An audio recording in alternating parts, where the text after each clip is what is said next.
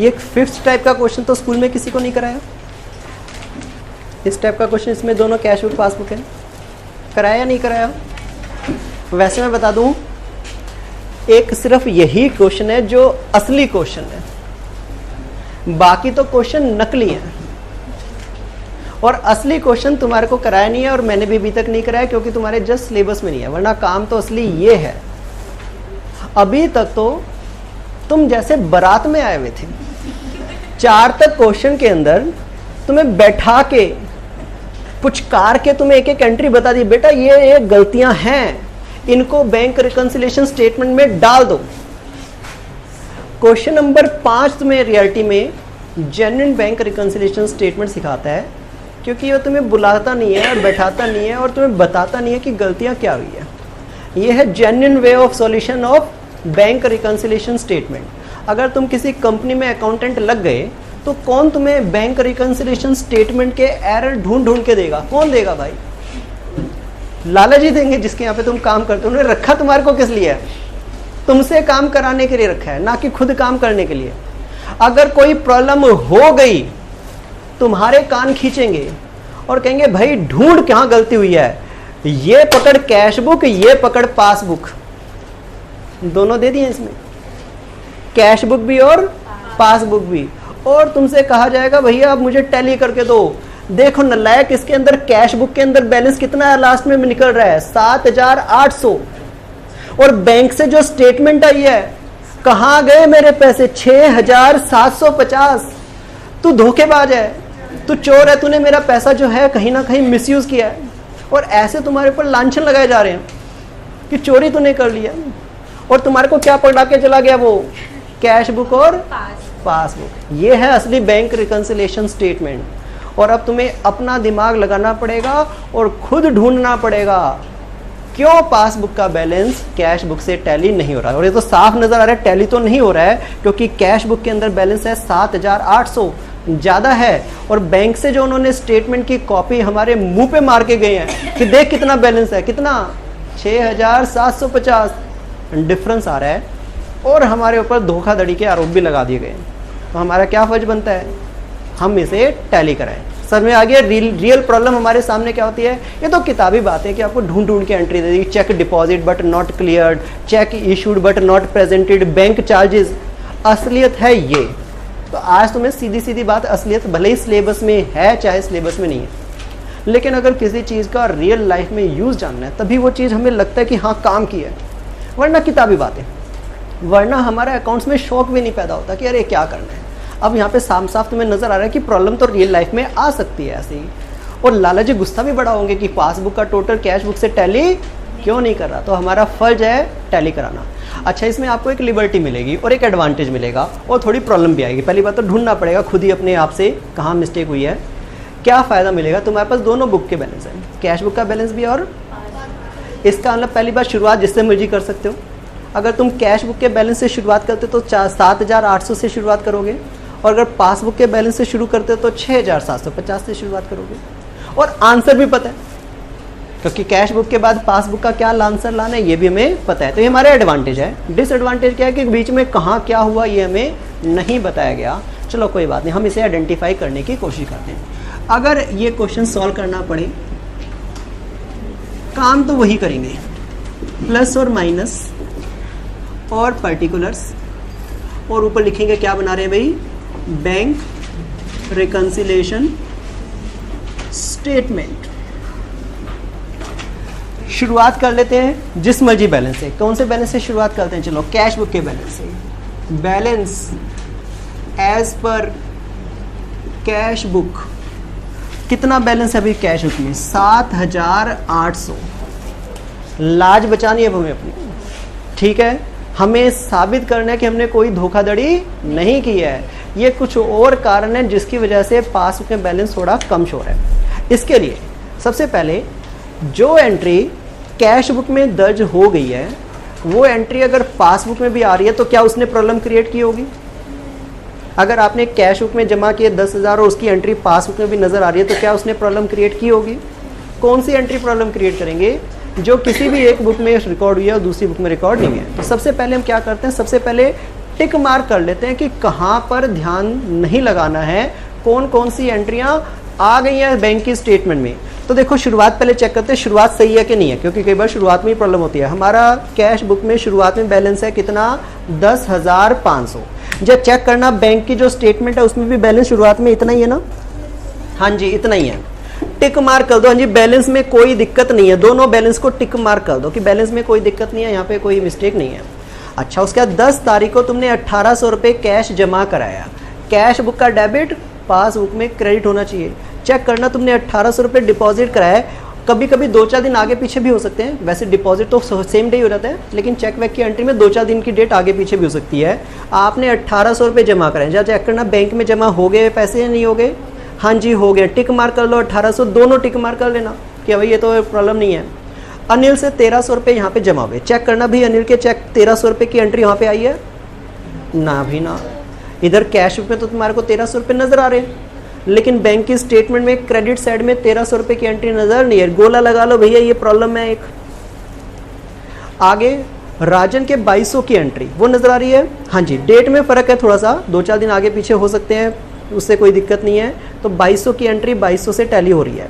उसके अगली एंट्री गीता की 1600 रुपये की है, वहाँ पे तो एंट्री है, वहाँ पे तो ढूंढने पर नज़र नहीं आ रही, तो इसको भी गोला लगा दो। दूसरी मिस्टेक पकड़ में आ गई है जो कैश बुक में तो है लेकिन पासबुक में नहीं है। तीसरी सोनिया 1500 रुपये नहीं है। 3 मिस्टेक तो हमें कैश बुक में मिल गई है, जिसमें कैश बुक में तो एंट्री हुई है और पासबुक में एंट्री ढूंढने पे भी नहीं मिली है। अब आ जाते हैं कैश बुक की क्रेडिट साइड में। सबसे पहले भावना की एंट्री है 1000 पे क्रेडिट, देखो यहाँ पे क्रेडिट तो वहाँ पे डेबिट होनी चाहिए, डेबिट है, हाँ जी है डेबिट, भावना की एंट्री 1000 पे की डेबिट है, टिक मार्क कर दो। फिर सुनील 800 रुपये, हाँ जी सुनील भी है, थोड़ा दिन आगे पीछे हो सकते हैं, उससे कोई टेंशन वाली बात नहीं है, लेकिन एंट्री 2-4 दिन आगे पीछे भी हो कोई दिक्कत नहीं है। दीपक 1200 रुपये की एंट्री है ही नहीं, गोला लगाओ इस 1200 रुपये के ऊपर भी। और उसके अलावा कैश 2000 रुपये, वहाँ पे भी देखो कैश 2000 पे टैली कर गया, टैली कर गया, ओके है फ्री है। उसके बाद दिनेश 1100 रुपये, हाँ जी दिनेश भी वहाँ पे आ गया है, टैली कर गया ये भी। अगली एंट्री उसके अंदर है 1400 रुपये के इंश्योरेंस की, वहाँ पे तो एंट्री नहीं, गोला लगाओ इसके ऊपर भी। तुमने चेक दे दिया है, पेमेंट कर दिया, लेकिन अभी तक लगा नहीं है वो चेक बैंक में। मिस्टर वर्मा 450 रुपये, भैया नहीं है वहाँ पे, ये वर्मा जी को चेक दिया है, कृति कोई दूसरी है कोई, ये दोनों की सेम नहीं है। सिर्फ अमाउंट से अमाउंट टैली नहीं करना, नंबर चेक नंबर से चेक नंबर टैली होना चाहिए, पर्सन से पर्सन टैली होना चाहिए। तो ये 450 की एंट्री नहीं है वहाँ पे। उसके बाद फिर फर्नीचर है हमारा कितना 1150, हाँ जी फर्नीचर मार्ट दुकान के नाम से चेक बनाया होगा, ये टैली कर रहा है हमारा 1150 और 1150, क्लियर है। और उसके बाद फिर बैलेंस में तो प्रॉब्लम नहीं है, ये तो हमने रख लिया है। अच्छा जो बैलेंस इस बैंक की स्टेटमेंट में टिक मार्क नहीं हो पाए उन पे भी गोले लगा दो। एक 450 की एंट्री पे गोला लगेगा, कृति की एंट्री है। एक 1450 की एक नेहा की एंट्री है, उस पर गोला लगेगा क्रेडिट साइड में। और उसके अलावा टेलीफोन बिल 750 और एक उसके बाद 30 रुपये के बैंक चार्जेस और 80 रुपये का इंटरेस्ट। गोले निकाल लिए आपने सारे, ये जितने भी गोले लगाए हैं सारे के सारे प्रॉब्लम में। और जब मैं इन प्रॉब्लम को यहाँ पे अपनी स्टेटमेंट में डाल दूंगा तो मेरी एंट्री टैली हो जाएगी। अब कॉस्ट ढूंढते हैं। सबसे पहले कैश बुक की डेबिट साइड में जो गोले लगे हैं वो 3 गोले लगे हैं। पहला अनिल के नाम का, दूसरा गीता के नाम का, तीसरा सोनिया के नाम, तीनों ही लोगों के नाम है, तीनों ही लोगों के नाम है। अब जब सोचो कैश बुक में डेबिट हो गया मतलब कैश बुक में बैलेंस बढ़ चुका है, और गोला लगा है मतलब पासबुक में इसकी एंट्री नजर नहीं आई है। 3 लोगों से चेक तुम्हें मिल चुके हैं तभी तुमने कैश बुक में डेबिट किया, लेकिन ये अभी तक क्लियर नहीं हुए, पासबुक में एंट्री नजर नहीं आई है। तो सबसे पहले में कारण मिल गया क्या, अब कारण भी खुद ही लिखना पड़ेगा। Check received but not cleared. Check receive तो हो गए हैं बट क्लियर नहीं हुए हैं। और तीनों चेक का टोटल अमाउंट बताओ, तीनों जोड़ के कितने के हो जाएंगे। एक 1300 का चेक है, दूसरा इसके अंदर 1600 का चेक है और तीसरा इसमें 1500 का चेक है। 4400 के चेक हैं। अब मैं यहाँ पे एक बार फिर से वैसे बता देता हूँ, आपको नजर ही आ रहा है कैश बुक और पासबुक इधर तो जमा हो चुके हैं। ये 4400 हमने कैश बुक में जमा किए हुए दिख रहे हैं मेरे तो, अब तो कोई छुपा नहीं है, लेकिन पासबुक में एंट्री नजर नहीं आई है। और हमारा टारगेट इसमें कौन सा बैलेंस जानना है, पासबुक का। बताइए इस एंट्री से पासबुक में बैलेंस इंक्रीज है या डिक्रीज है, डिक्रीज है। हमारा बैलेंस बढ़ा है, हमारा बैलेंस बढ़ा है, हमें अपनी नहीं दूसरे की बात करनी है। हमारा बढ़ा है मतलब दूसरे का कम हो गया है। 4400 रुपये यहाँ पे माइनस में डालने पड़ेंगे, क्लियर है। अब आ जाते हैं क्रेडिट साइड में। क्रेडिट साइड में आपने जो गोले लगाए हैं इसके अंदर टोटल 3 गोले लगाए हैं, एक दीपक है, एक इंश्योरेंस है और एक वर्मा है। ये 3 जो आपने गोले लगाए हैं तीनों में आपने पेमेंट की होगी, लेकिन ये चेक बैंक तक पहुंचे नहीं है। ठीक है, तो मैं क्या बोलूँगा, अभी चेक हमने तो इशू कर दिए, check issued but not paid by bank. अब रीज़न पता नहीं, उन्होंने प्रेजेंट नहीं किया, क्या नहीं हुआ, डिसऑनर हो गया, क्या हुआ, लेकिन पेड नहीं हुआ। कितने के हैं तीनों चेक मिला के अगर देखें तो एक हमारा इसके अंदर 1200 है, दूसरा इसके अंदर हमारा 1400 है और तीसरा इसमें है 450। तो हमने तो चेक बना के दे दिए 3050। उधर बैंक से कोई भी चेक क्लियर नहीं हुआ। बताइए इस एंट्री से जो मेरी टारगेट बुक है पासबुक से बैलेंस प्लस में चल रहा है कि माइनस चल रहा है? प्लस में चल रहा है, तो 3050 प्लस कर दीजिए। ठीक है जी, यहाँ से तो हमने कैश बुक में तो झंझट जो थे वो सारे 2 एंट्री में निपटा दिए। अब आ जाते हैं पासबुक में कितने गोले लगे हैं। एक तो इसके अंदर जो डेबिट साइड है, डेबिट माने पैसे कटे हैं, पैसे विड्रॉल ऊपर लिखा भी है, कृति का पैसा निकला है, टेलीफोन का बिल का पैसा निकला है और 30 रुपये इसके अंदर जो है वो बैंक चार्जेस है। 3 बार पैसे निकले हैं। अब आपको इनके कारण ढूंढने पड़ेंगे। भाई कृति को हमने पेमेंट कर दी है, कृति जो हिसाब से नाम लग रहा है इसका मतलब हमने चेक उसको दे दिया होगा, बट कैश होकर लिखना भूल गए होंगे, तभी तो पेमेंट बैंक से हो गई है। तो हम इसको क्या नाम दे सकते हैं, check issued but not recorded in cash book. भाई कैश बुक में आपने लिखा नहीं, कृति की पेमेंट हो रखी है यहाँ पे 450 रुपये की, तो कैश बुक में लिखना चाहिए था। आपने चेक दिया होगा, अब बैंक वाले ने तो क्लियर कर दिया, लेकिन आपने मिस्टेक कर दी और इस वजह से हमारे बैंक से पैसा 450 निकला हुआ है और पासबुक में से तो निकल गया लेकिन कैश बुक में से नहीं निकला, हमने लिखा ही नहीं। तो बताइए इस समय टारगेट बुक में बैलेंस क्या चल रहा होगा, माइनस, तो 450 माइनस। और अगली, बैंक ने टेलीफोन का बिल भर दिया होगा, डायरेक्ट पेमेंट कर देते हैं लोग, करवा देते हैं। तो अगली एंट्री को मैं क्या नाम देता हूं, direct payment made by bank, जो कि टेलीफोन का बिल था। आप चाहें तो इसको भी इसमें कवर कर सकते हैं क्योंकि उसने कुछ बताया नहीं, अपनी मर्जी से कोई भी रीजन लिख सकते हैं। आपके बैंक से कितने पैसे निकल गए, 750 रुपये, हमें तो पता ही नहीं था। बैंक का बैलेंस 750 कम हो गया, माइनस कर दो। और एक तो बैंक के चार्जेस ही हैं, वो तो हमें पता ही नहीं होते। कितने पैसे, 30 रुपये, इधर तो एंट्री हुई नहीं है, तो 30 रुपये। अगली एंट्री बनाते हैं, ई एंट्री बैंक चार्जेस, और इसमें भी हमारा बैलेंस कम कर दिया जाएगा। क्लियर है? अब देखते हैं क्रेडिट में कितने गोले लगे हैं। 2 गोले लगे हुए हैं इसमें, एक 1450 का और एक इसके अंदर 80 रुपये का। और बैंक के क्रेडिट का मतलब बैलेंस बढ़ा है, 2 वजह से बैलेंस बढ़ा है। एक तो 1450 नेहा ने जमा कराए हैं, हम मान लेते हैं डायरेक्ट डिपॉजिट बाय कस्टमर होगा, ठीक है ना, कस्टमर डायरेक्ट डिपॉजिट कर सकते हैं, डायरेक्ट डिपॉजिट बाय कस्टमर। और भी आप कुछ मान सकते हैं, उससे कोई फर्क नहीं पड़ेगा, मैं वो भी डिस्कस करता हूँ। बैंक में जमा हुए 1450 और इधर तो जमा ही नहीं हुए, तो हमारे पासबुक में बैलेंस बढ़ गया, तो हम क्या करेंगे, प्लस करेंगे। और क्या रीज़न हो सकता है, cheque paid into bank but omitted to be recorded in cash book. भाई चेक मिला था, बैंक में डाला है, कैश बुक लिखना भूल गए, ये भी रीज़न लिख सकते, लेकिन इससे कोई फर्क पड़ने वाला नहीं है। लास्ट, इंटरेस्ट जमा हुआ है अभी, जी entry, interest allowed by bank, bank ने इंटरेस्ट दिया और बैंक के इंटरेस्ट देने से हमारे पासबुक में 80 रुपये जमा हो गए हैं और कैश बुक में नज़र नहीं आ रहे हैं, क्योंकि टारगेट बुक प्लस हो गई है, तो हमें भी अपने आंसर में क्या करना पड़ेगा, प्लस ही करना पड़ेगा। अब 6750 का आंसर अपने आप आएगा। देखो 7800 है, फिर 3050 है, फिर 1450 है और उसके बाद 80 है, ये हो रहा है 12380। आंसर तो हमें पहले से पता है, माइनस 4400 माइनस 450 माइनस 780 और फिगर आ रही है 6750, जिसे क्या बोलेंगे, बैलेंस एज पर पासबुक। भाई बैलेंस एज पर पासबुक ये है, ये अपने लाला जी को दिखा देंगे, भैया जी देखो जी हमने कोई धोखाधड़ी नहीं की, देखो जी ये हमारी एंट्री थी, इसमें इतनी है। हाँ कुछ हम कारण मानते हैं, कुछ गलतियों का पता चला, लेकिन धोखाधड़ी नहीं हुई है।